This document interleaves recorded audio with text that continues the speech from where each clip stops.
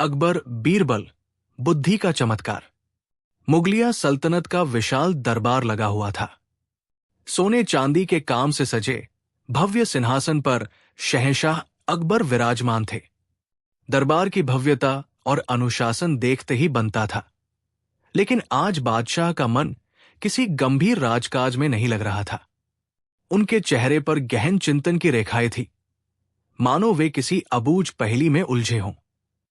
सूरज की किरणें जालीदार खिड़कियों से छनकर आ रही थी और वातावरण में एक गंभीर शांति व्याप्त थी, जिसे केवल दरबारियों के धीमी फुसफुसाहट तोड़ रही थी। अकबर ने अचानक अपनी दृष्टि दरबारियों पर डाली। उनकी आंखें सबसे पहले अपने परम प्रिय वजीर बीरबल पर टिकी, जो हमेशा की तरह शांत और आत्मविश्वास से भरपूर खड़े थे। बादशाह को लगा कि आज बुद्धि की कसौटी पर सबको परखा जाए। उन्होंने मुस्कुराते हुए कहा, बीरबल, हम तुम्हें एक ऐसा प्रश्न देते हैं जिसका उत्तर देना किसी भी इंसान के लिए असंभव है। सभी दरबारी चौंक उठे, खासकर ईर्ष्यालु दरबारी। अकबर ने जोर से कहा, तुम अपनी बुद्धि का चमत्कार दिखाते हो। तो बताओ, हमारे पूरे राज्य में कुल कितने कौवे हैं? और ये भी बताओ कि अगर अगले पल उनमें से कोई कौवा कम हुआ तो वो कहाँ गया? ये सुनते ही दरबार में सन्नाटा छा गया। बीरबल ने सहजता से सिर झुकाया। बीरबल ने गहरी सांस ली। उनके चेहरे पर वही चिरपरिचित मुस्कान थी जो असंभव को भी सहज बना देती थी। दरबार की चुप्पी को तोड़ते हुए उन्होंने शांत किंतु दृढ़ स्वर में कहा, जहांपना, मेरी गणना के अनुसार आपके पूरे राज्य में कुल 80,326 कौवे निवास करते हैं। दरबारी फुसफुसाए। अकबर की आंखें आश्चर्य से फैली। ये संख्या इतनी सटीकता से कैसे? बादशाह ने पूछा। बीरबल ने हाथ जोड़कर कहा, यह मेरी बुद्धि का नहीं, बल्कि राज्य की समृद्धि का प्रमाण है। और आपके दूसरे प्रश्न का उत्तर यह है, यदि इस संख्या से एक भी कौवा कम पाया जाए तो निश्चित मानिए कि वो अपने रिश्तेदारों से मिलने पड़ोस के राज्य गया होगा। और यदि कौवों की संख्या अधिक निकलती है तो इसका अर्थ होगा कि हमारे खुशहाल राज्य का भ्रमण करने उनके मेहमान आए हैं। जहांपना, यदि आपको संदेह हो तो आप तुरंत अपने सैनिकों को लगाकर गिनती करवा सकते हैं। यह सुनकर अकबर हंस पड़े। सभी दरबारी, विशेषकर ईर्ष्यालु दरबारी, बीरबल की हाजिर जवाबी और तर्क के सामने निरुत्तर खड़े थे।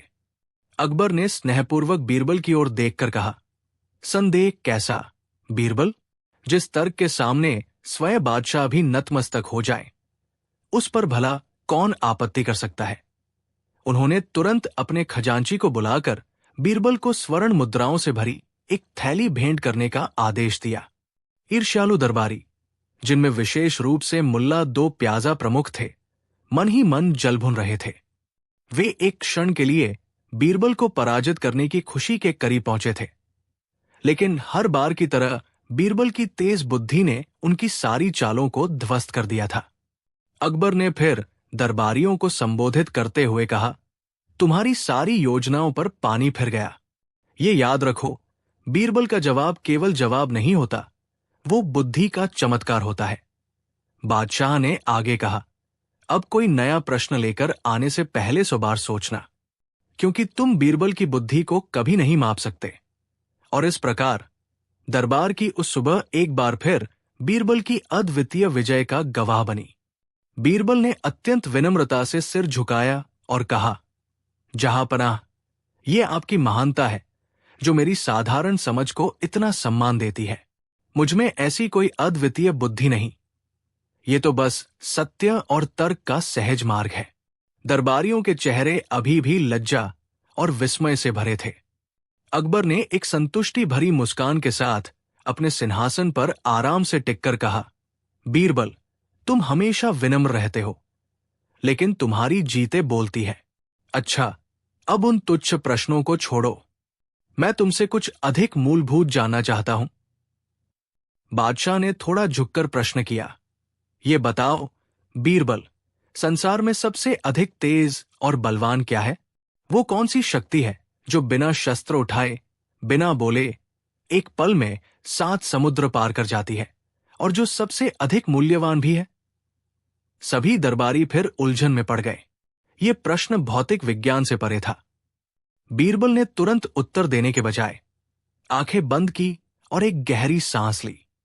बादशाह उत्सुकता से परिणाम की प्रतीक्षा करने लगे। बीरबल ने आंखें खोली। उनकी शांत आंखों में विजय का कोई भाव नहीं था, केवल गहरी समझ थी। उन्होंने सम्मानपूर्वक सिर झुकाया और मंद मुस्कान के साथ कहा, जहांपनाह, वो शक्ति न तो किसी हथियार से चलती है और न ही किसी घोड़े पर सवार होती है। वह है मन, मैन, यानी विचार। बादशाह अकबर ने उत्सुकता से उन्हें देखा। बीरबल ने व्याख्या की, हुजूर, मन की गति से तेज इस संसार में कुछ भी नहीं है। जब तक आप 7 समुद्र कहते हैं, मेरा विचार वहां से घूम कर भी वापस आ जाता है। ये बलवान इसलिए है क्योंकि तलवारें और तोपें भी केवल मन के विचारों से ही उत्पन्न होती है, और सबसे अधिक मूल्यवान इसलिए क्योंकि ये मन ही है जो हमें सही गलत का ज्ञान देता है और हमें इंसान बनाता है। यदि मन न हो तो सारा खजाना मिट्टी है। दरबार में सन्नाटा छा गया। दरबारी एक दूसरे को देखने लगे। अकबर ने धीरे से सिर हिलाया। वे जानते थे कि बीरबल ने एक बार फिर बुद्धि के चमत्कार से भौतिक दुनिया के परे के प्रश्न का उत्तर दिया था। अकबर ने अपनी कुर्सी पर पीठ टिकाई और राहत तथा संतोष की एक गहरी सांस ली।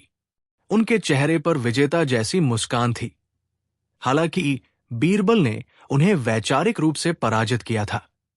बेशक, बीरबल, बादशाह बोले, तुमने एक बार फिर सिद्ध कर दिया कि संसार की भौतिक संपदा और तुम्हारी बुद्धि में जमीन आसमान का अंतर है।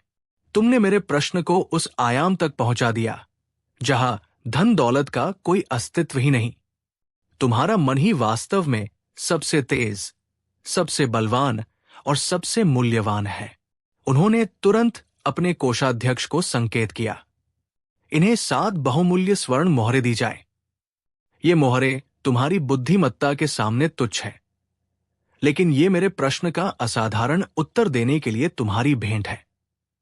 दरबारी मन ही मन ईर्ष्या से जल उठे, पर बीरबल की अजय बुद्धि के सामने वे मौन रहने को विवश थे। बीरबल ने झुककर आदरपूर्वक वो पुरस्कार स्वीकार किया। अकबर ने एक पल के लिए बीरबल को ध्यान से देखा। उनकी आंखों में उस पुरस्कार के प्रति कोई विशेष लालच नहीं था, केवल गुरुत्वाकर्षण और संतोष था। बीरबल, बादशाह मुस्कुराए, तुम्हारा उत्तर सत्य और बहुमूल्य था, पर मैं जानता हूं कि तुम इस स्वर्ण की चमक से विचलित नहीं होते। तुम मन के धन को अधिक महत्व देते हो। यही तुम्हारी सबसे बड़ी शक्ति है। दरबारियों की कानाफूसी क्षण भर में शांत हो गई। कुछ देर बाद जब राजकाज सामान्य हो चला था, तो अकबर को एक और विचार सूझा जो अक्सर उन्हें आम जनता और उनकी मूर्खताओं के बारे में सोचने पर मजबूर करता था। बादशाह ने बीरबल की ओर मुड़कर पूछा, अच्छा बीरबल, अब मुझे बताओ, यदि मैं तुम्हें एक दिन के लिए आगरा शहर में घूमने की आज्ञा दूं, ताकि तुम मुझे इस पूरी नगरी में सबसे बड़ा मूर्ख खोज कर लाओ, तो तुम ये कार्य कैसे करोगे और तुम्हारी खोज का अंतिम परिणाम क्या होगा? सभी दरबारी उत्सुकता से कान लगाकर सुनने लगे कि इस बार बीरबल कौन सी विचित्र युक्ति अपनाएंगे। बीरबल ने हमेशा की तरह शांत और आत्मविश्वास भरी मुस्कान के साथ उत्तर दिया, जहांपनाह, ये कार्य सरल भी है और अत्यंत कठिन भी। मूर्खता को नापने का कोई निश्चित पैमाना नहीं होता, क्योंकि मूर्खता अक्सर अवसर और संदर्भ पर निर्भर करती है। फिर भी यदि आपकी आज्ञा है तो मैं कल सुबह नगर भ्रमण पर निकलूंगा। उन्होंने आगे कहा, मेरा मापदंड ये होगा कि मैं उस व्यक्ति को खोजूंगा जो जानबूझकर अपना सबसे कीमती संसाधन, समय, धन और प्रयास किसी ऐसे कार्य में बर्बाद कर रहा हो जिसका उसे कोई लाभ न मिले या जिसके परिणाम विनाशकारी हों, फिर भी वो उसी धुन में लगा रहे। अगले दिन बीरबल ने साधारण नागरिक का वेश धारण किया और नगर भ्रमण पर निकल पड़े। दिन भर वो गलियों, बाजारों और चौराहों पर लोगों की गतिविधियों को अत्यंत बारीकी से देखते रहे। शाम को जब वो वापस दरबार में लौटे तो उनके चेहरे पर जीत की संतोषजनक मुस्कान थी। उनके हाथ में कुछ भी नहीं था सिवाय एक लंबे, मोटे और पुराने रस्से के। बीरबल, क्या तुमने सबसे बड़ा मूर्ख खोज लिया? अकबर ने उत्सुकता से पूछा। जी जहांपनाह, बीरबल ने रस्सा दिखाते हुए कहा, और ये रहा उसका प्रमाण। ये रस्सी प्रमाण कैसे हुई बीरबल? ये तो एक साधारण पुरानी रस्सी है। मैं तो उस व्यक्ति का नाम और पता जानना चाहता हूं जिसने तुम्हारा इतना समय व्यर्थ किया। अकबर ने आंखें सिकोड़ते हुए पूछा। बीरबल ने सम्मानपूर्वक सिर झुकाया और कहानी शुरू की। जहांपनाह, मैंने आज दोपहर एक ऐसे व्यक्ति को देखा जो एक छोटी सुई के छेद में ऊंट पिरोने जैसा असंभव कार्य कर रहा था। वो इस लंबी और मोटी रस्सी को एक छोटे से संदूक में जबरदस्ती ठूंसने की कोशिश कर रहा था। घंटों से वो पसीना बहा रहा था। रस्सी मुड़ती नहीं थी और वो बार बार असफल होता था। जब मैंने उससे पूछा कि वो रस्सी को कंधे पर रखकर सीधे घर क्यों नहीं ले जाता, तो उसने दृढ़ता से उत्तर दिया, नहीं, ये तरीका सही नहीं है। मुझे इसे छोटा करके मोड़कर ही ले जाना है। मैंने उसे हर तरह से समझाया, पर उसकी बुद्धि पर ताला लगा हुआ था। मूर्खता की पराकाष्ठा तो यही है कि व्यक्ति सरल समाधान को जानते हुए भी कठिन और निरर्थक मार्ग पर अड़िग रहे। ये रस्सी उसी निरर्थक प्रयास का चिन्ह है। जहांपनाह, अकबर बीरबल की ये कथा सुनकर मुस्कुराए, परंतु उनकी आंखों में विचार की एक गहरी छाया थी। उन्होंने जिज्ञासा से बीरबल की ओर देखते हुए पूछा, बीरबल, तुम्हारी बुद्धि की तीक्ष्णता अद्भुत है। तुमने मूर्खता का बड़ा सटीक चित्रण किया है, परंतु इस निरर्थक रस्सी और उस हठी व्यक्ति का वृत्तांत सुनाने का तुम्हारा मूल उद्देश्य क्या है?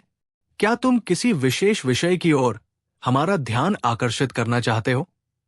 बीरबल ने हाथ जोड़कर अत्यंत विनम्रता से उत्तर दिया, हुजूर, ये रस्सी केवल उस मूर्ख की नहीं है। ये उन लोगों के प्रयास का प्रतीक है जो समस्या की जड़ को समझने के बजाय केवल परिश्रम करने में अपनी शक्ति नष्ट करते हैं। सच्चा चमत्कार तो बुद्धि का होता है, जो सरल मार्ग को तुरंत पहचान लेती है। जो व्यक्ति सरल समाधान को जानते हुए भी कठिन मार्ग पर अड़िग रहता है, वो केवल मूर्खता की लंबी रस्सी खींचता है। इसी बुद्धिमत्ता और मूर्खता के बीच के अंतर को समझाने के लिए मैंने ये उदाहरण दिया है। बीरबल की व्याख्या सुनकर बादशाह अकबर क्षण भर के लिए मौन रहे। फिर उनके चेहरे पर गहरी प्रसन्नता झलक उठी। उन्होंने गर्दन हिलाते हुए कहा, सत्य कहा बीरबल, मैंने तो केवल रस्सी देखी, लेकिन तुमने उसमें जीवन का सार देख लिया। परिश्रम और मूर्खता में केवल बुद्धि का ही अंतर होता है। जिस कार्य को सरल बनाया जा सकता है, उसमें अनावश्यक शक्ति लगाना केवल समय और ऊर्जा का नाश है। तुम्हारा ये उदाहरण अत्यंत शिक्षाप्रद है। दरबार में उपस्थित सभी दरबारी, जो पहले बीरबल के कृत्य पर मंद मंद मुस्कुरा रहे थे, अब लज्जित होकर सिर झुकाए खड़े थे। उन्हें एहसास हुआ कि जिसे वे पागलपन समझ रहे थे, वो वास्तव में एक गहरा दर्शन था। अकबर ने आगे बढ़कर बीरबल की पीठ थपथपाई। ये बुद्धिमत्ता का चमत्कार है, जो तलवार की धार से भी अधिक तीक्ष्ण और किसी जादूगर के छल से भी अधिक प्रभावी होता है। तुमने न केवल एक समस्या हल की, बल्कि एक महत्वपूर्ण सबक सिखाया। हम तुम्हारी चतुराई पर मोहित हैं और तुम्हें इस ज्ञान के लिए बहुमूल्य पुरस्कार से सम्मानित करते हैं। दरबार तालियों की गड़गड़ाहट से गूंज उठा। पुरस्कार और प्रशंसा से अभिभूत बीरबल ने अदब से झुककर बादशाह का धन्यवाद किया। जहांपनाह, यह आपकी महानता है जो मुझे इस सेवा का अवसर देती है। बुद्धि का चमत्कार केवल तभी फलीभूत होता है जब उसे आपका विश्वास और प्रोत्साहन मिलता है। मैं इस बहुमूल्य उपहार को आपके न्याय के प्रतीक के रूप में स्वीकार करता हूं। दरबार शांत हुआ, मगर अकबर की जिज्ञासा अभी शांत नहीं हुई थी। उन्होंने अपने सिंहासन पर थोड़ा आगे झुकते हुए बीरबल की ओर देखा। तुमने अपनी तर्क शक्ति से यह सिद्ध किया कि ज्ञान तलवार से भी अधिक शक्तिशाली है। लेकिन एक और प्रश्न है जो मेरे मन को विचलित कर रहा है।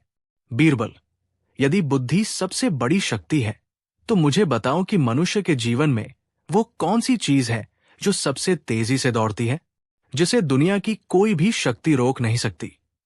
सभी दरबारी कान लगाकर सुनने लगे कि बीरबल अब इस अमूर्त पहेली का क्या उत्तर देते हैं। बीरबल ने शांत मुद्रा में अकबर की ओर देखा। उनके चेहरे पर किसी प्रकार का तनाव नहीं था।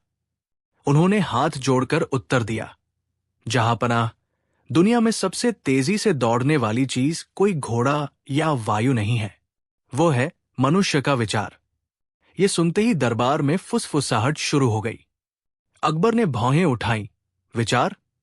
तुम कैसे सिद्ध करोगे कि विचार समय या प्रकाश से भी अधिक तेज है? बीरबल ने समझाया, हुजूर, इस क्षण जब आप यहां सिंहासन पर बैठे हैं, आपका मन एक पल में ही दूर काबुल के बाजारों में घूम सकता है या बीती हुई कल की घटनाओं को याद कर सकता है।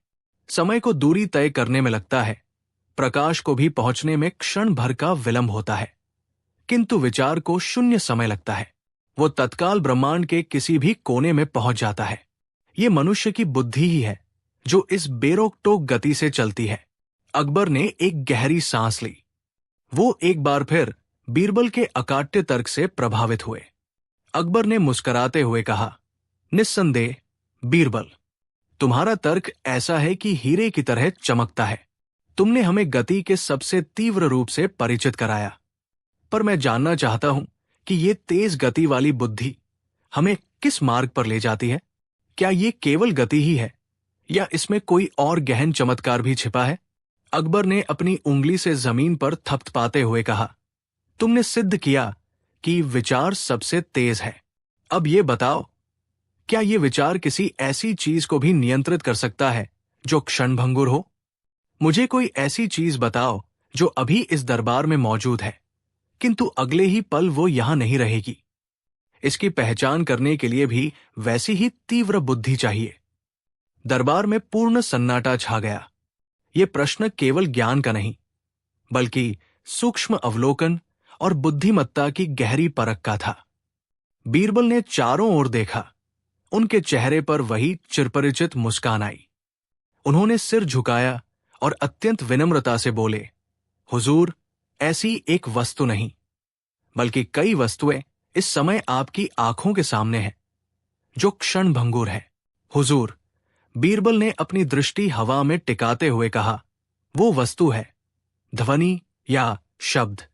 अभी अभी मैंने जो कुछ भी कहा वो इस पल यहां था, किंतु अब वो सदा के लिए जा चुका है।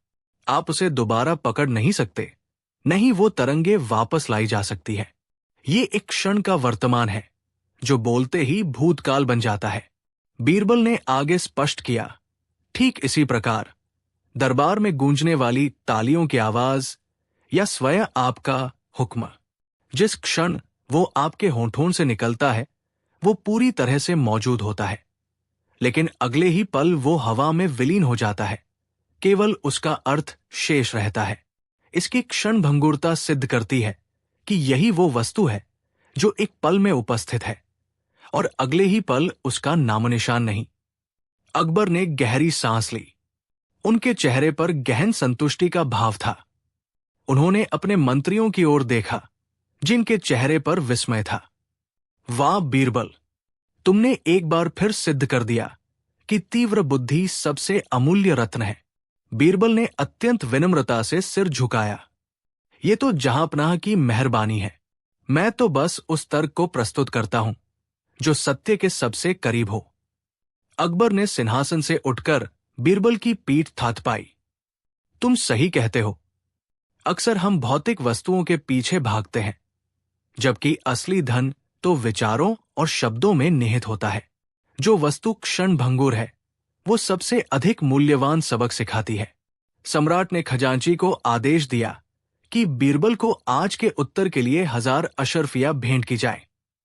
उन्होंने कहा, यह स्वर्ण केवल सम्मान है बीरबल, तुम्हारी बुद्धि का मोल इससे कहीं अधिक है।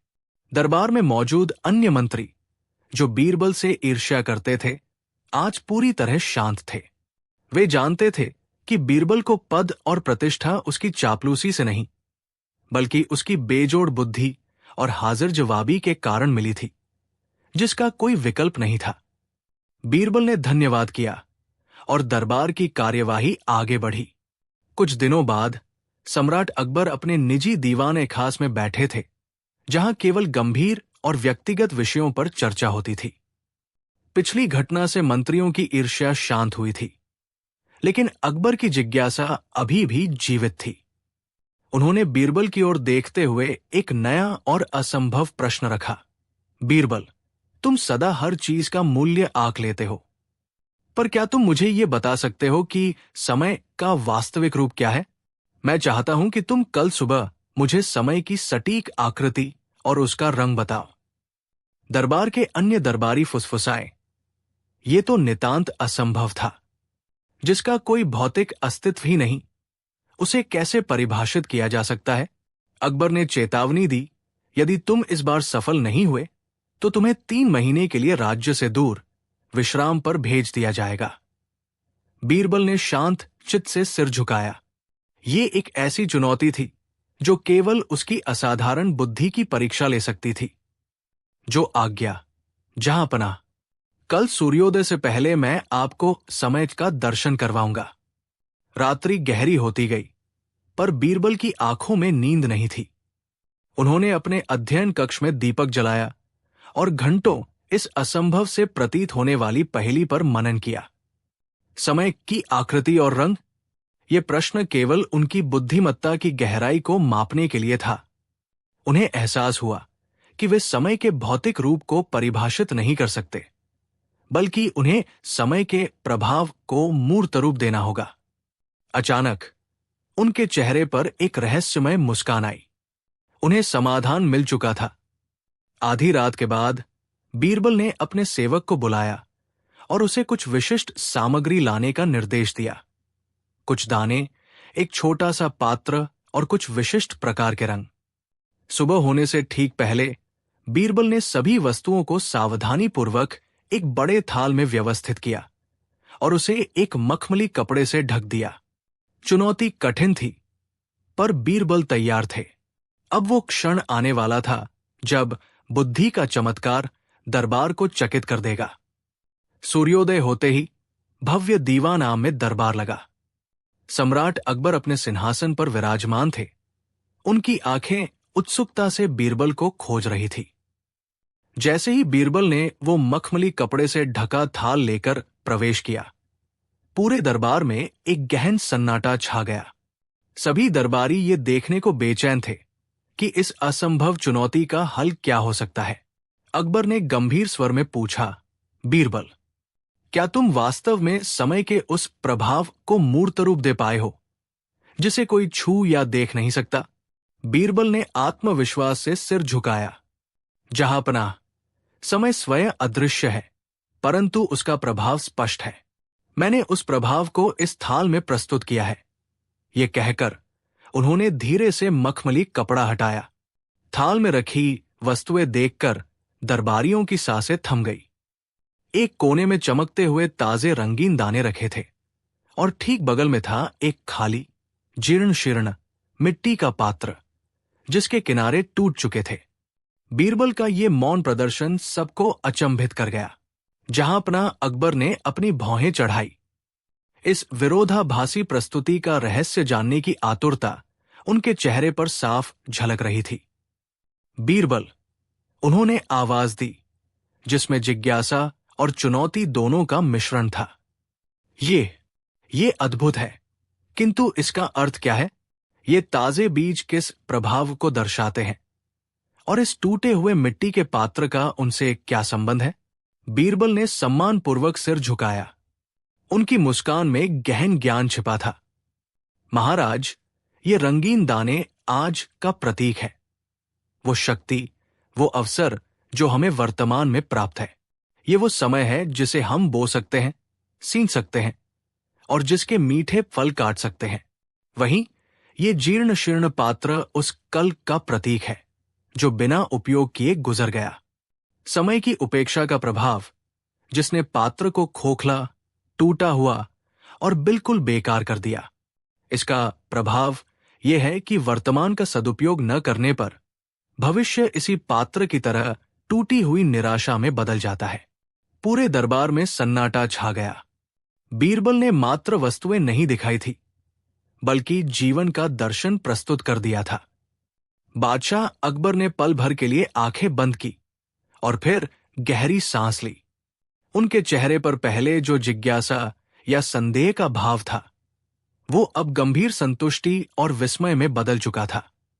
उन्होंने बीरबल को निहारा, जिनकी मुद्रा वैसी ही शांत और सहज थी जैसे कि उन्होंने कोई गूढ़ दर्शन नहीं, बल्कि केवल एक साधारण सी बात कही हो। वाह बीरबल, वाह! जहांपनाह के मुख से स्वतः ही प्रशंसा निकल पड़ी। तुमने सिद्ध कर दिया कि तुम केवल हाजिर जवाब नहीं, बल्कि समय और जीवन के गहरे दर्शन के ज्ञाता हो। तुमने जीर्ण पात्र और नए पात्र में मात्र कल और आज का अंतर नहीं बताया, बल्कि ये सिखाया कि बीते हुए पर रोना व्यर्थ है, क्योंकि निर्माण की शक्ति केवल वर्तमान में है। दरबारियों की फुसफुसाहट अब स्वीकृति और प्रशंसा की ध्वनि में बदल गई थी। अकबर ने तुरंत खजांची को आदेश दिया कि बीरबल को इस अद्वितीय बुद्धि के प्रदर्शन के लिए सोने की एक मोहर नहीं, बल्कि सम्मान स्वरूप 1000 अशर्फिया भेंट की जाए। तुम्हारा ज्ञान अनमोल है बीरबल, बादशाह ने गर्व से कहा। यह सचमुच बुद्धि का वह चमत्कार है जो केवल तुम ही दिखा सकते हो। बीरबल ने सम्मान स्वरूप प्राप्त 1000 अशर्फियों को शिष्टाचार के साथ स्वीकार किया, परंतु उनके चेहरे पर विजय का कोई अहंकार नहीं था। वे जानते थे कि बादशाह की ये प्रशंसा क्षणिक है और जल्द ही कोई नई समस्या दरबार में दस्तक देगी। उधर दरबारी वर्ग में, विशेषकर उन मंत्रियों में जो बीरबल की बढ़ती ख्याति और बादशाह के विशेष स्नेह से जलते थे, एक अजीब सी बेचैनी थी। मुख्य राजपुरोहित पंडित गंगाधर ने गहरी सांस ली। जहांपनाह हर बार बीरबल की चालाकी को बुद्धि का चमत्कार मान लेते हैं। उन्होंने पास खड़े एक अन्य दरबारी झैजी से धीमी आवाज में कहा, हमें इस बार बीरबल को चुनौती देनी होगी। ऐसी चुनौती जिसका जवाब वो केवल शब्दों के खेल से नहीं, बल्कि कठोर और अकाट्य प्रमाण से दे सके। इस षड्यंत्र ने तुरंत आकार ले लिया। उन्होंने मिलकर एक ऐसी जटिल पहेली तैयार की जिसे अगले दिन बादशाह के सामने पेश किया जाना था, इस उम्मीद में कि इस बार बीरबल को अपने ज्ञान और पद दोनों से हाथ धोना पड़ेगा और उनकी सर्वमान्य बुद्धि का चमत्कार का ढोंग टूट जाएगा। अगले दिन दरबार अपने पूरे वैभव में सजा हुआ था। शहंशाह अकबर अपने सिंहासन पर विराजमान थे और सभी दरबारी अपनी निश्चित जगहों पर उपस्थित थे। वैजी, जो रात भर अपनी बनाई हुई जटिल पहेली पर विचार करता रहा था, आत्मविश्वास से भरा लग रहा था। उसने विनम्रता का दिखावा करते हुए बादशाह के सामने झुककर अपनी चुनौती पेश की। जहांपनाह, उसने स्पष्ट स्वर में कहा, हम बीरबल की तीव्र बुद्धि को मानते हैं, किंतु आज हम जानना चाहते हैं कि क्या उनका चमत्कार ठोस प्रमाण पर भी खरा उतरता है। क्या बीरबल ये बता सकते हैं कि हमारे महान आगरा शहर में इस समय वास्तव में कितने कुएं निवास करते हैं? ये केवल अंदाजा या शब्दों का खेल नहीं हो सकता। हमें सही और अकाट्य संख्या चाहिए। दरबार में तुरंत एक गंभीर सन्नाटा छा गया। ये प्रश्न अत्यंत अटपटा था, जिसकी गणना असंभव लगती थी। अकबर ने कौतूहल से बीरबल की ओर देखा, जिनके चेहरे पर हमेशा की तरह कोई भाव नहीं था। बीरबल ने चुनौती को सहर्ष स्वीकार करते हुए कहा, जहांपनाह, ये तो एक सरल कार्य है। मुझे इस कैवों की जनगणना के लिए बस 1 सप्ताह का समय चाहिए। 1 सप्ताह का समय तीव्रता से बीता। उस दिन पूरा दरबार कौतूहल से भरा था। हर आंख बीरबल पर टिकी थी। अकबर ने गंभीर मुद्रा में पूछा, बीरबल, समय समाप्त हुआ। क्या तुम वास्तव में बता सकते हो कि आगरा में कितने कुएं हैं? हमें तुम्हारी सही और अकाट्य संख्या चाहिए। बीरबल ने आत्मविश्वास से सिर झुकाया। जहांपनाह, पूरी गणना हो चुकी है। हमारे महान आगरा शहर में ठीक 21,432 कुएं निवास करते हैं। दरबार में कानाफूसी शुरू हो गई। अकबर ने माथे पर बल डालते हुए पूछा, ये कैसे संभव है? यदि मैं कहूं कि तुम्हारी संख्या गलत है तो तुम क्या सिद्ध करोगे? बीरबल मुस्कुराए, जहांपना, यदि आपको गणना में एक भी कौवा कम मिले तो इसका अर्थ होगा कि वे अपने रिश्तेदारों से मिलने शहर के बाहर गए हैं, और यदि गिनती में कौवे अधिक निकले तो निश्चित रूप से अन्य शहरों के कौवे अपने रिश्तेदारों से मिलने आगरा आए हैं। सत्य यही है, क्योंकि कौवे भी सामाजिक होते हैं। बीरबल की बुद्धिमानी सुनकर दरबार तालियों से गूंज उठा। बादशाह अकबर ठहाका लगाकर हंसे। उनका चेहरा प्रशंसा से दमक उठा। उन्होंने अपने सिंहासन से उठकर बीरबल को गले लगाया और कहा, मान गए बीरबल, तुम्हारी बुद्धिमत्ता सचमुच अविश्वसनीय है। तुम हर प्रश्न का उत्तर एक ऐसे तर्क से देते हो जिसे काटा नहीं जा सकता। कौओं की गिनती का विचार अब मूर्खतापूर्ण लगता है। पूरे दरबार में हर्ष की लहर दौड़ गई। अकबर ने तुरंत कोषाध्यक्ष को आदेश दिया कि बीरबल को मोतियों का एक बहुमूल्य हार भेंट किया जाए। हालांकि अकबर की जिज्ञासा और परीक्षा की भावना शांत नहीं हुई थी। उन्होंने पुनः गंभीर मुद्रा धारण की और बीरबल को संबोधित किया। बीरबल, कौओं की गिनती तो तुमने अपनी हाजिर जवाबी से टाल दी, लेकिन मेरा एक और प्रश्न है जो इससे भी अधिक गूढ़ है। मुझे ये बताओ कि संसार में सबसे बड़ी भूल क्या है जिसे बुद्धिमान व्यक्ति कभी नहीं दोहराता और मूर्ख व्यक्ति बार बार करता है? तुम्हें इस प्रश्न का उत्तर 3 दिन में खोजना होगा। बीरबल ने चुनौती स्वीकार करते हुए झुककर सम्मान प्रकट किया और सोचने के लिए महल से विदा ली। बीरबल 3 दिन तक एकांत में रहे, पर वे केवल किताबों या शास्त्रों में उत्तर नहीं खोज रहे थे। वे जानते थे कि मानवीय व्यवहार की सबसे बड़ी भूल को समझने के लिए उन्हें स्वयं मनुष्यों के बीच रहना होगा। उन्होंने अपना वेश बदला और शहर के बाजारों तथा गलियों में घूमने लगे। उन्होंने गौर किया कि एक व्यापारी बार बार एक ही झूठे वादे पर भरोसा करता है और नुकसान उठाता है, जबकि दूसरी ओर एक किसान पिछली सूखे की त्रासदी को भूलकर भी पानी बचाने के उपाय नहीं अपनाता। ये छोटे छोटे दृश्य बीरबल के मन में बड़े सत्य को उजागर करने लगे। उन्होंने निष्कर्ष निकाला कि भूल किताबों में नहीं, बल्कि जीवन की पुनरावृत्ति में छिपी है। तीसरे दिन नियत समय पर बीरबल आत्मविश्वास से भरे दरबार में उपस्थित हुए। बादशाह अकबर अपने सिंहासन पर बैठे उत्सुकता से उनकी प्रतीक्षा कर रहे थे। तो बीरबल, अकबर ने पूछा, क्या तुमने संसार की सबसे बड़ी भूल का पता लगा लिया? वो गूढ़ उत्तर क्या है? बीरबल ने विनम्रता से सिर झुकाया और बोले, जहांपनाह, उत्तर अत्यंत सरल है, पर उसका अभ्यास करना कठिन है। अकबर ने अधीरता से सिंहासन पर थोड़ा आगे झुकते हुए कहा, सरल या कठिन, बीरबल, मुझे गूढ़ दार्शनिक बातों में मत उलझाओ।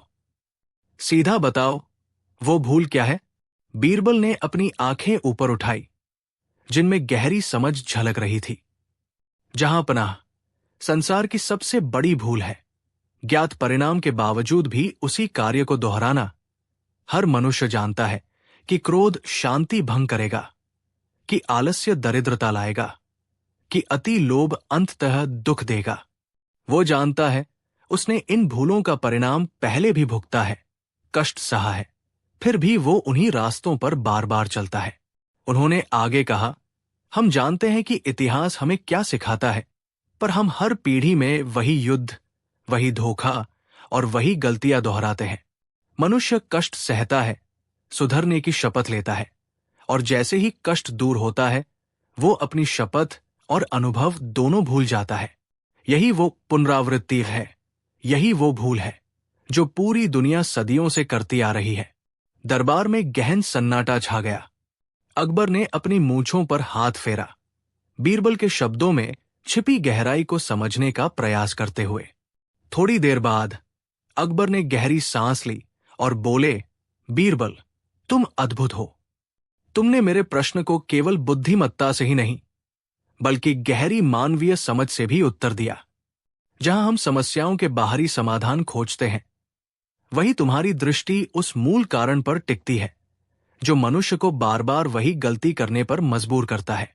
अकबर ने मुस्कान के साथ अपने मुख्य वजीर की ओर देखा। ये पुनरावृत्ति ही शायद वो सबसे बड़ा अंधेरा है जिससे कोई भी ज्ञान का प्रकाश सदियों बाद भी नहीं लड़ पाया है। दरबारियों ने पहली बार बीरबल के विनोद से परे उनकी दार्शनिक पकड़ को समझा। उनका सिर सम्मान से झुक गया। बीरबल ने केवल शालीनता से सिर झुकाया।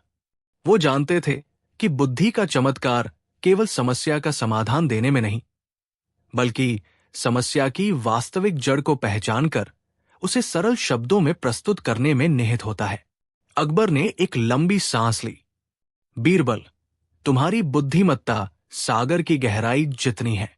तुम सिद्धांतों को जीवन के अनुभवों से जोड़ते हो। उन्होंने अपनी शाही अंगूठी को घुमाया। परंतु ये सब बातें तो मस्तिष्क की उपज है। मैं जानना चाहता हूं कि क्या तुम तुरंत, बिना किसी चिंतन के, एक ऐसे प्रश्न का उत्तर दे सकते हो जो समय और मूल्य दोनों से जुड़ा हो। सभी दरबारी उत्सुकता से कान लगाकर खड़े हो गए। उन्हें पता था कि बादशाह अब बीरबल की हाजिर जवाबी की परीक्षा लेने वाले हैं। अकबर ने चुनौती दी, ठीक है, बताओ, दुनिया में वह कौन सी वस्तु है जिसका मूल्य सबसे अधिक है, लेकिन जो क्षण भर में निरर्थक सिद्ध हो सकती है? और यदि वो वस्तु खो जाए तो न तो उसे वापस लाया जा सकता है और न ही उसका मोल चुकाया जा सकता है। ये चमत्कार बताओ, बीरबल।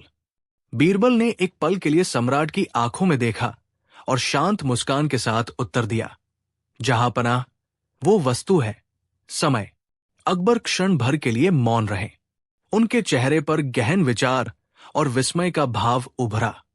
दरबारियों के बीच फुसफुसाहट शुरू हो गई।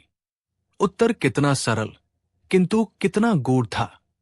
वाह बीरबल, अकबर ने धीरे से कहा, तुम्हारा तर्क सराहनीय है, पर मैं चाहता हूं कि तुम इसे सिद्ध करो।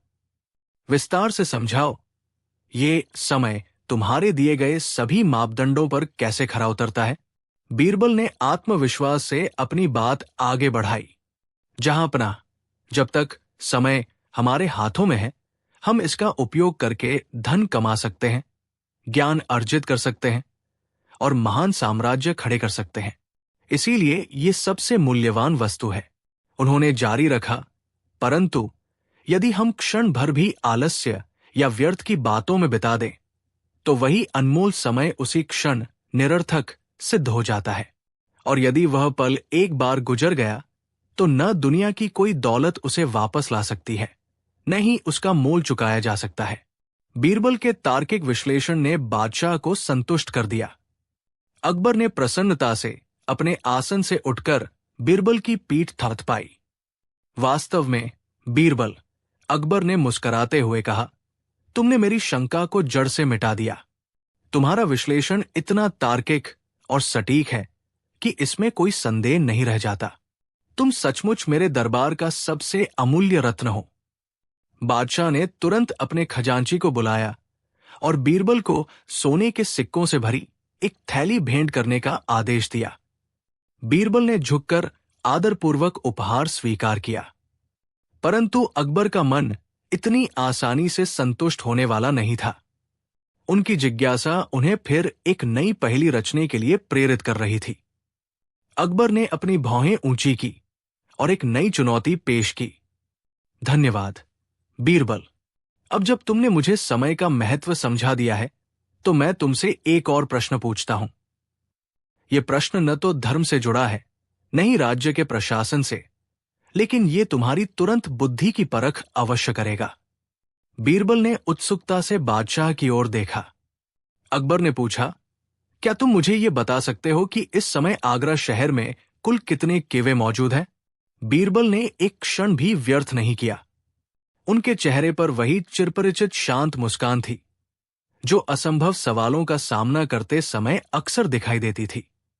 उन्होंने झुककर आदरपूर्वक उत्तर दिया, जहांपनाह, इस समय आगरा शहर में ठीक 21,573 कुएं मौजूद हैं।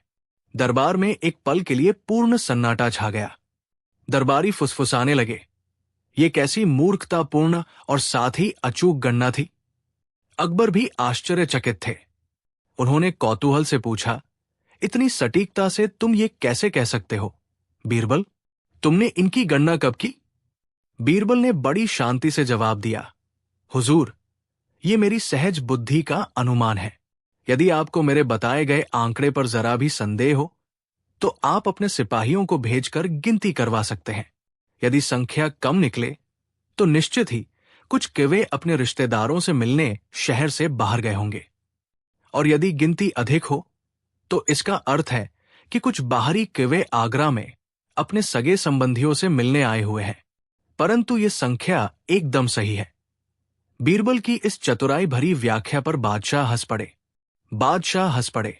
उनके दरबारी भी बीरबल की हाजिर जवाबी पर मुग्ध हो गए।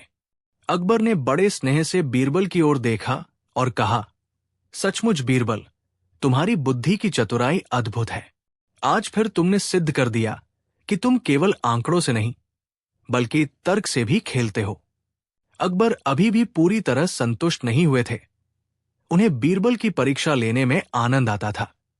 उन्होंने एक और गंभीर मुद्रा बनाई और बोले, अच्छा बीरबल, मेरी प्रजा में सुख और दुख का चक्र चलता रहता है।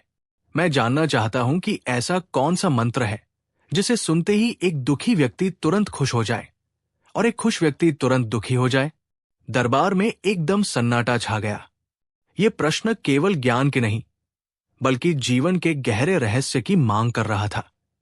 बीरबल ने शांत आंखें उठाईं और मुस्कुराते हुए उत्तर देने के लिए तैयार हो गए। बीरबल ने शांत और गंभीर स्वर में उत्तर दिया, जहांपनाह, वो मंत्र न तो कोई जादुई शब्द है और न ही कोई जटिल प्रार्थना। वो मंत्र तो केवल एक वाक्य है जो जीवन के शाश्वत नियम को दर्शाता है। वो मंत्र है, ये समय भी गुजर जाएगा। दरबारियों ने उत्सुकता से श्वास रोकी। बीरबल ने व्याख्या की, जब कोई व्यक्ति घोर संकट या दुख में होता है तो ये वाक्य उसे आशा की किरण दिखाता है। उसे ये जानकर सांत्वना मिलती है कि उसका बुरा वक्त स्थायी नहीं है और सुख का चक्र अवश्य लौटेगा। इससे उसका दुख तत्काल हल्का हो जाता है। उन्होंने आगे कहा, वहीं जब कोई व्यक्ति अपनी अपार सफलता या आनंद के चरम पर होता है तो ये वाक्य उसे उसकी वर्तमान अवस्था की नश्वरता का बोध कराता है। इस क्षण भंगुरता का विचार उसे अहंकार से बचाता है और ये याद दिलाता है कि आने वाला पल सुख को दुख में बदल सकता है। इस तरह उसका अति उल्लास चिंता में बदल जाता है। अकबर ने उठकर खड़े होते हुए संतुष्टि भरी मुस्कान के साथ कहा, वाह बीरबल, तुमने एक ही वाक्य में ब्रह्मांड के सबसे बड़े सत्य को समेट दिया। अकबर ने आदेश दिया, खजांची, बीरबल की बुद्धिमत्ता के सामने ये राजकोष भी छोटा पड़ता है। इन्हें तत्काल 1000 स्वर्ण मोहरें और हमारे निजी संग्रह से एक रत्न जड़ित हार भेंट किया जाए। बीरबल ने केवल एक पहेली नहीं सुलझाई बल्कि हमें जीवन का सबसे बड़ा दर्शन समझाया है। दरबार तालियों की गड़गड़ाहट से गूंज उठा। बीरबल ने झुककर अत्यंत विनम्रता से सम्मान स्वीकार किया। मंत्रीगण, विशेषकर वे जो बीरबल की बढ़ती ख्याति से ईर्ष्या रखते थे, मुंह फुलाए बैठे थे। पुरस्कार ग्रहण करने के बाद बीरबल ने हल्की मुस्कान के साथ कहा, जहांपनाह, ये पुरस्कार भी अत्यंत मूल्यवान है, किंतु जैसा कि मैंने अभी सिखाया, ये समय भी गुजर जाएगा। ये स्वर्ण, ये प्रशंसा और यहां तक कि मेरे आलोचकों की ईर्ष्या भी अधिक देर तक नहीं टिकेगी। केवल ज्ञान और सत्य ही शाश्वत है। बीरबल के इस कटाक्ष पर अकबर सहित पूरा दरबार ठाके लगाकर हंस पड़ा। बीरबल ने एक बार फिर सिद्ध कर दिया था कि उनकी हाजिर जवाबी बेजोड़ है। दरबार की हंसी शांत हुई तो बादशाह अकबर ने गंभीर मुद्रा अपना ली। वे जानते थे कि बीरबल की बुद्धिमत्ता की कोई सीमा नहीं थी, पर वे निरंतर उसकी परीक्षा लेना चाहते थे। उनकी जिज्ञासा कभी शांत नहीं होती थी। बीरबल, अकबर ने अपनी पगड़ी पर हाथ फेरते हुए कहा, तुम्हारी ज़बान की मिठास और तुम्हारे विचारों की गहराई ने मुझे प्रभावित किया है। ज्ञान और सत्य शाश्वत है, ये तुमने सिद्ध किया, पर मैं जानना चाहता हूं कि इस शाश्वत सत्य को व्यवहार में कैसे उतारा जाए। मुझे मेरे इस महान साम्राज्य में वो एक चीज खोज कर लाओ जिसकी प्रजा को सबसे अधिक आवश्यकता है, पर जिसे कोई देख नहीं सकता। दरबारियों ने कानाफूसी शुरू कर दी। कोई सोना, कोई वफादारी, तो कोई अच्छी फसल के बारे में सोचने लगा। बीरबल ने शालीनता से सिर झुकाया। जहां पनाह का आदेश सर आंखों पर। मैं वचन देता हूं कि 7 दिन के भीतर मैं उस अदृश्य आवश्यकता को आपके सामने प्रस्तुत करूंगा। अकबर ने तुरंत हामी भर दी, ये जानने को उत्सुक कि बीरबल इस बार कौन सा चमत्कार दिखाएंगे। बीरबल ने 7 दिन की चुनौती स्वीकार की और अगले ही पल महल से निकल पड़े। उन्होंने किताबों या पंडितों के पास ज्ञान खोजने के बजाय भेष बदलकर आम जनता के बीच जाने का निर्णय लिया। वो शहर के हर कोने में घूमे, भीड़ भरे बाजारों में जहां सौदागर लाभानी की बात करते थे, और शांत गलियों में जहां गरीब अपने बच्चों को सुलाते थे। 6 दिन बीत गए। दरबार में माहौल संशय भरा था। दरबारी आपस में खुसर पुसर कर रहे थे, ये मानते हुए कि इस बार तो बीरबल का जादू नहीं चलेगा। अदृश्य आवश्यकता का रहस्य सुलझाना किसी के वश की बात नहीं थी। 7वें दिन की सुबह दरबार खचाखच भरा था। अकबर बेचैनी से बीरबल की प्रतीक्षा कर रहे थे। जब बीरबल प्रकट हुए तो सभी हैरान रह गए। वो न तो किसी भव्य रथ पर आए थे, न ही उनके हाथ में कोई कीमती वस्तु थी। उनके पास एक पुराना मिट्टी का घड़ा था जो एक कपड़े से ढका हुआ था। बीरबल ने शालीनता से सिर झुकाया। अकबर अपनी जिज्ञासा नहीं रोक पाए और उत्सुकता से बोले, बीरबल, 7 दिनों की खोज में क्या तुम्हें वो अनमोल चीज मिल गई जिसे मेरी प्रजा को सबसे अधिक आवश्यकता है, पर जिसे कोई देख नहीं सकता? बीरबल ने शालीनता से उत्तर दिया, जी जहांपनाह, मैंने वो अनमोल चीज खोज ली है, वो आपके सामने है। ये कहकर उन्होंने अत्यंत सावधानी से घड़े पर से कपड़ा हटाया। दरबार में गहरी चुप्पी छा गई। घड़ा बिल्कुल खाली था। अकबर ने अपनी भ्रिकुटी चढ़ाई और झुंझलाहट से पूछा, ये क्या मजाक है बीरबल? 7 दिन बाद तुम ये खाली मिट्टी का घड़ा लेकर आए हो? बीरबल शांत थे। उन्होंने सिर झुकाया और बोले, माफ करें जहांपनाह, पर यह खाली नहीं है। इसमें वो सबसे अनमोल चीज है जो हर नागरिक को चाहिए, पर जो आंखों से दिखाई नहीं देती। इसमें विवेक, समझ है। ये वो शक्ति है जिसकी कमी से प्रजा सबसे अधिक पीड़ित है। जब इस घड़े को खाली देखा जाता है तो ये हमें याद दिलाता है कि लोगों के जीवन से विवेक की कितनी कमी हो गई है।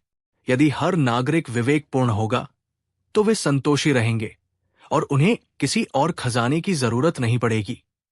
अकबर ने एक पल के लिए अपनी आंखें बंद कर ली। बीरबल के तर्क में इतना गहरा सत्य छिपा था कि सम्राट भी शांत हो गए। दरबारी फुसफुसा रहे थे कि बीरबल ने मात्र एक घड़े से सम्राट को निरुत्तर कर दिया। अकबर ने लंबी सांस ली और मुस्कान के साथ बोले, बीरबल, तुम सदैव शब्दों की बाजीगरी से मुझे चकित करते हो। तुम्हारा तर्क सराहनीय है। ये घड़ा बेशक खाली है, पर तुमने इसे ज्ञान और दर्शन से भर दिया है। मैं मानता हूं कि विवेक ही सबसे बड़ा खजाना है। यदि ये इतना अनमोल है तो मैं जानना चाहता हूं कि तुम इस विवेक से भरे घड़े को किस कीमत पर बेचने को तैयार हो। मैं इसे शाही खजाने में शामिल करना चाहता हूं। बीरबल ने घड़ा उठाया। उनकी आंखों में चमक थी। उन्होंने विनम्रता से कहा, जहांपनाह, इसकी कीमत सोने या चांदी से नहीं लगाई जा सकती। यदि कोई इसे खरीदना चाहता है तो उसे अपनी पूरी जिंदगी खर्च करनी होगी, क्योंकि विवेक आजीवन प्रयास से ही प्राप्त होता है। मैं इसे आपकी प्रजा को मुफ्त भेंट करता हूं, इस शर्त पर कि आप उन्हें विवेकपूर्ण तरीके से नेतृत्व दें। अकबर एक पल के लिए मौन रहे। बीरबल ने जिस कुशलता से भौतिक संपत्ति को नैतिक कर्तव्य में बदल दिया था, उसने बादशाह को शब्द कर दिया। फिर बादशाह के चेहरे पर एक व्यापक मुस्कान फैल गई। वे जोर से हंसे। वाह बीरबल, तुम हर बार मुझे ये याद दिलाते हो कि मेरा सबसे मूल्यवान खजाना मेरे सिपाही या जवाहरात नहीं, बल्कि तुम्हारी बुद्धिमत्ता है। मैंने तुम्हारी शर्त स्वीकार की। विवेक का ये अनमोल घड़ा अब हमारे शाही मार्गदर्शन का प्रतीक होगा। अकबर ने उत्सुकता से बीरबल की ओर देखा, परंतु मेरी जिज्ञासा अभी भी शांत नहीं हुई है। अब जब सौदा हो गया है, तो क्या मैं जान सकता हूं कि तुमने इस घड़े के भीतर क्या भरा था? क्या यह वास्तव में हवा से भरा है, या कोई ऐसी वस्तु जो इसे प्रतीकात्मक रूप से विवेक बनाती है? बीरबल ने सम्मानपूर्वक घड़े को नीचे रखा और उसे धीरे से उलट दिया। दरबार में उपस्थित सभी लोगों की निगाहें घड़े के मुख पर टिकी थी। घड़े से सूखी घास के कुछ तिनके और नीचे रेत में सना एक साधारण छोटा कंकड़ गिरा। अकबर का माथा ठनका। दरबार में सन्नाटा छा गया। बादशाह ने झुंझलाहट में कहा, बीरबल, ये क्या मजाक है? तुमने अपनी बुद्धिमानी को केवल सूखी घास और एक साधारण कंकड़ के बदले बेचा है? क्या यही वो अदृश्य विवेक है जिसका तुम दावा कर रहे थे और जिसके लिए तुमने इतना बड़ा मूल्य लिया? बीरबल ने अदब से झुककर उत्तर दिया। उनके चेहरे पर हल्की मुस्कान थी। जहांपनाह, ये मजाक नहीं, बल्कि एक गंभीर शिक्षा है। मैंने घड़े में हवा नहीं भरी थी, मैंने शून्य भरा था। विवेक न तो खरीदा जा सकता है और न ही किसी सोने के पात्र में बंद किया जा सकता है। ये कंकड़ सत्य की दृढ़ता का प्रतीक है, जिस पर समस्त ज्ञान टिका होता है, और ये सूखी घास दर्शाती है कि महान ज्ञान की शुरुआत अक्सर तुच्छ और साधारण बातों से होती है, जिन्हें हम अक्सर नजरअंदाज कर देते हैं। विवेक तो घड़े के भीतर नहीं, बल्कि खरीदने वाले की जिज्ञासा में छिपा था। बादशाह अकबर, जो अब तक बीरबल की बातों को गौर से सुन रहे थे, एकदम शांत हो गए। उनके चेहरे पर अब कोई संदेह या संशय नहीं था, केवल गहरी संतुष्टि थी। उन्होंने धीरे से सिर हिलाया और गर्व से बीरबल की ओर देखते हुए कहा, वाह बीरबल, तुमने हमेशा की तरह एक और असंभव प्रश्न को अत्यंत सरलता से समझा दिया। तुमने न केवल वो घड़ा भरा जो मैंने तुम्हें दिया था, बल्कि मेरी सभा के सभी दरबारी और स्वयं मुझे भी ज्ञान के उस सत्य से भर दिया जिसे हम अक्सर भौतिकता की दौड़ में भुला देते हैं। दरबार तालियों की गड़गड़ाहट से गूंज उठा। दरबारी बीरबल की वाक्पटुता और गहरी दार्शनिक सोच पर विस्मित थे। अकबर ने तुरंत अपने खजांची को आदेश दिया कि बीरबल को बहुमूल्य मोतियों की माला भेंट की जाए। उन्होंने कहा, विवेक को भले ही खरीदा नहीं जा सकता, लेकिन उसकी कीमत अनमोल होती है।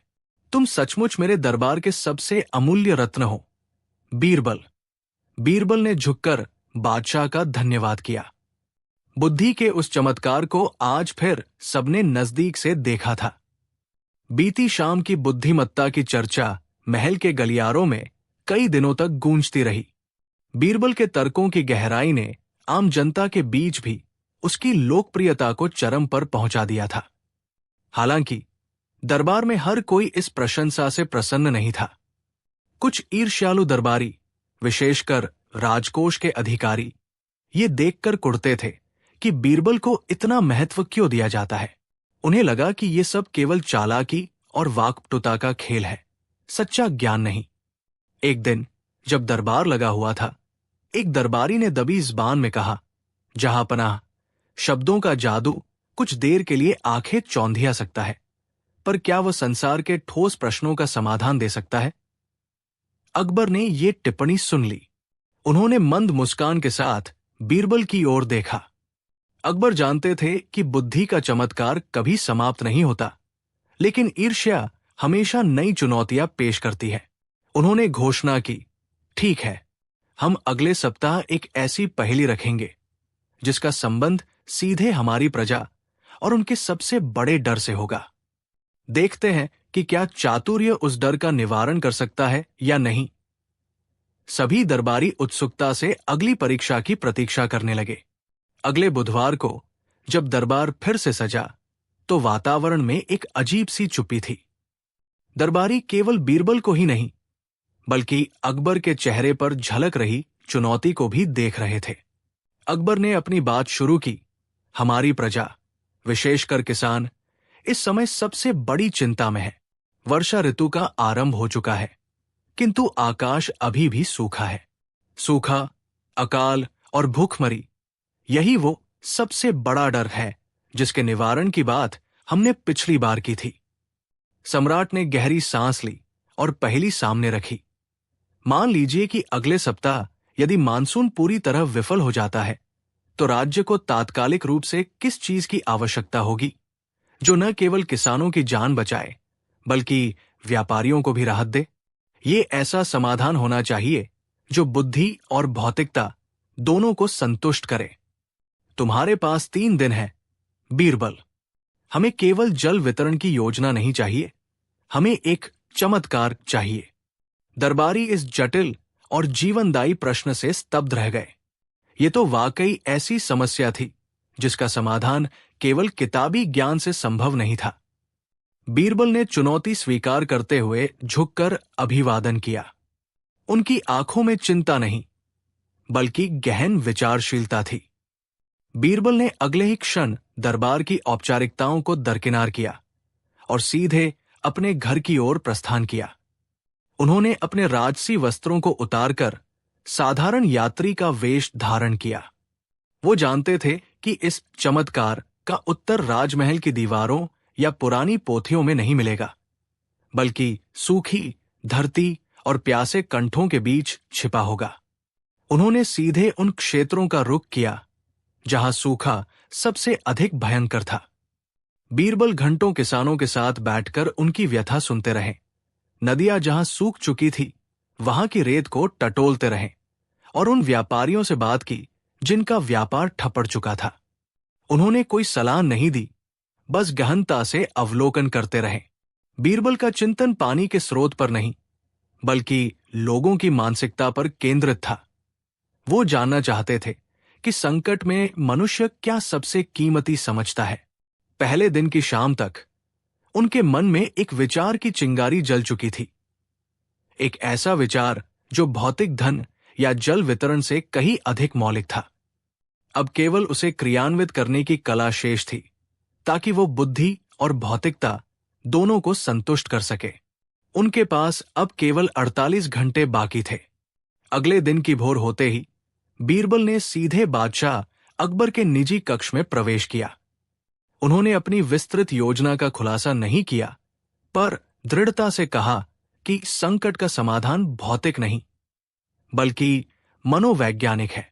जहां अपना बीरबल ने निवेदन किया, मुझे नगर के सबसे बड़े चौराहे पर 3 दिन के लिए एक विशेष बाजार स्थापित करने की अनुमति चाहिए। इस बाजार में कोई अनाज या कीमती पत्थर नहीं बिकेगा। अकबर ने भौहें चढ़ाई। बाजार? बीरबल, लोग भूख और प्यास से मर रहे हैं। तुम किस चीज का व्यापार शुरू करना चाहते हो? बीरबल के चेहरे पर आत्मविश्वास झलक रहा था। ये ऐसा बाजार होगा जहां कीमतें तय नहीं होंगी, बल्कि महसूस की जाएंगी। मुझे केवल शाही घोषणाकर्ताओं की आवश्यकता है जो ये प्रचार करें कि कल दोपहर नगर में सबसे कीमती वस्तु की नीलामी होगी। घोषणा में पानी या धन का उल्लेख वर्जित है। अकबर को योजना अजीब लगी, पर बीरबल की प्रतिभा पर उनका विश्वास अटल था। उन्होंने तुरंत सुरक्षा और गुप्त इंतजाम करने का आदेश दिया। बीरबल जानते थे कि अब उनका दांव लग चुका है। अगले 24 घंटे ये सिद्ध करने वाले थे कि सूखे में भी मनुष्य के लिए सबसे बड़ा धन क्या है। अगली सुबह होने से पहले ही शाही घोषणाओं का शोर पूरे नगर में फैल गया।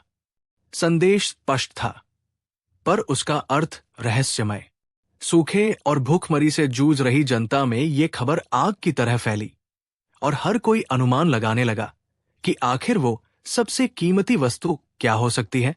धनवान व्यापारी जो अभी भी अपनी तिजोरियों पर बैठे थे, उन्हें लगा कि ये कोई दुर्लभ हीरा या जवाहरात होगा। लेकिन प्यास की मार झेल रहे आम जनमानस के लिए ये घोषणा केवल एक अस्पष्ट उम्मीद थी। बीरबल ने चुपके से नगर के केंद्र में एक पुराने बावड़ी के निकट नीलामी का मंच स्थापित करवाया। मंच साधारण था, पर उसके पीछे सावधानी से कपड़े से ढके हुए कुछ मिट्टी के कलश रखे गए थे। दोपहर की प्रचंड गर्मी जो देह से प्राण निचोड़ रही थी। उसी समय सभी नागरिक एकत्रित होने लगे। भीड़ में बेचैनी थी, क्योंकि उन्हें पता था कि कीमतें धन से नहीं, बल्कि उनकी महसूस की गई आवश्यकता से तय होंगी। बीरबल मंच पर आए। उनकी शांत मुद्रा में एक दृढ़ आत्मविश्वास था, मानो वो जानते थे कि उनकी योजना का पहला चरण सफलतापूर्वक पूर्ण हो चुका है। अब बारी थी प्याज के मोल को आंकने की। बीरबल ने मंच से नीचे धूल और गर्मी से व्याकुल भीड़ को देखा। उनकी आवाज, जो किसी शीतल झरने सी लग रही थी, वातावरण में गूंज उठी। आगरा के वासियों, उन्होंने गंभीर मुद्रा में कहा, आज हम उस वस्तु का मोल लगाएंगे जो आपके प्राणों से भी अधिक मूल्यवान है। आज सोना या चांदी नहीं बिकेगी, आज बिकेगी जीवन की पहली बूंद। उन्होंने संकेत दिया और दो हट्टे-कट्टे सेवक बड़ी सावधानी से कपड़े से ढका हुआ एक विशाल कलश मंच के केंद्र में ले आए। बीरबल ने स्वयं आगे बढ़कर जैसे ही उस कलश पर से कपड़ा हटाया, अंदर रखे जल की शीतलता का भ्रम मात्र ही भीड़ में एक भयानक चीख में बदल गया। उस मिट्टी के पात्र से निकली ठंडी भाप ने मानो लोगों के गले को और कस दिया। यह है गंगा जल, बीरबल ने घोषणा की। पहला कलश, मात्र 100 घूंट शुद्ध जल, जिसके लिए बोली शुरू होती है एक स्वर्ण मुद्रा से। नियम याद रखें, ये उसे मिलेगा जिसे इसकी आवश्यकता सबसे अधिक है। भीड़ में तत्काल हलचल मच गई और हाथों का उठना शुरू हो गया। प्याज की कीमत अब तय होने वाली थी। 5 स्वर्ण मुद्राएं। एक धनी व्यापारी ने अपने सूखे होठों पर जीभ फेरते हुए तुरंत बोली लगाई। 10। पीछे खड़े एक जमींदार ने अपनी पगड़ी संभालते हुए आवाज दी। जैसे ही प्याज की गंभीरता बढ़ी, बोली काफी तेजी से आगे बढ़ने लगी। 15। फिर 20 स्वर्ण मुद्राओं तक पहुंच गई। हर हाथ, हर आवाज में गले को तर करने की तीव्र व्याकुलता थी। अकबर ने देखा कि लोग बिना सोचे समझे कीमत बढ़ा रहे हैं। जब एक दरबारी ने बोली 25 पर पहुंचा दी, तो बीरबल ने अपना हाथ उठाया और पूरी भीड़ में अचानक शांति छा गई। पर्याप्त, बीरबल ने दृढ़ता से कहा। यह बोली धन की नहीं, आवश्यकता की थी। मुझे क्षमा करें, पर आप में से किसी को भी इस जल की आवश्यकता नहीं है। उन्होंने कलश को एक ओर रख दिया। यदि आपको सचमुच गंगाजल चाहिए होता, तो आप इसे खरीदने के बजाय इसकी खोज में तपस्या करते। आपका लालच आपकी प्यास से अधिक है। उन्होंने दर्शकों की ओर देखा। आवश्यकता किसे है, इसका निर्णय अब होगा। बीरबल ने कलश को पुनः उठाया और सीधे बादशाह अकबर की ओर मुखातिब हुए। जहां पनाह, यदि आवश्यकता ही मूल्य है, तो सबसे कम मूल्य गरीबों के लिए होना चाहिए। उन्हें यह मुफ्त में मिलना चाहिए। उन्होंने तुरंत महल के द्वारपालों को आदेश दिया कि बाहर से किसी ऐसे थकेहारे मजदूर को लाया जाए जो कड़ी धूप में काम कर रहा हो। शीघ्र ही एक वृद्ध, पसीने से लथपथ श्रमिक लाया गया। उसके होंठ सूखे थे और आंखों में गहरी थकान थी। बीरबल ने विनम्रता से वो पवित्र कलश उसकी ओर बढ़ाया। ये जल आपके लिए है, इसे पीजिए, इसकी कीमत 0 है। मजदूर ने बिना संकोच के कलश पकड़ा। जैसे ही उसने उस शीतल जल का पहला घूंट लिया, उसके चेहरे पर जो संतोष और शांति झलक उठी, वो दरबार के महंगे आभूषणों की चमक से कहीं अधिक थी। अकबर ने तालियां बजाई। उन्होंने बीरबल की ओर देखकर सिर हिलाया।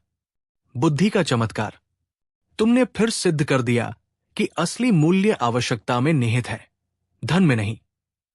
दरबारियों के सिर शर्म से झुक गए। दरबार में क्षण भर के लिए गहरा सन्नाटा छा गया। दरबारी अब बीरबल को केवल एक मजाकिया मस्खरे के रूप में नहीं, बल्कि गहरी समझ रखने वाले विद्वान के रूप में देख रहे थे। अकबर ने स्वयं सिंहासन से उतरकर बीरबल के कंधे थपथपाए। बीरबल, तुम्हारे दर्शन हमेशा मेरी आंखों पर पड़े पर्दों को हटा देते हैं। इस सत्य की पहचान के लिए तुम्हें क्या चाहिए? सम्राट ने स्नेहपूर्वक पूछा। बीरबल ने हाथ जोड़कर कहा, जहां पनाह, मुझे कुछ नहीं चाहिए। बस आपका स्नेह और ये अवसर कि मैं आपके राज्य में न्याय और समझ का दीपक जलाए रख सकूं। अकबर मुस्कुराए। बीरबल की निष्प्रियता उन्हें और भी प्रिय लगी। तभी उन्हें एक नई जिज्ञासा सूझी।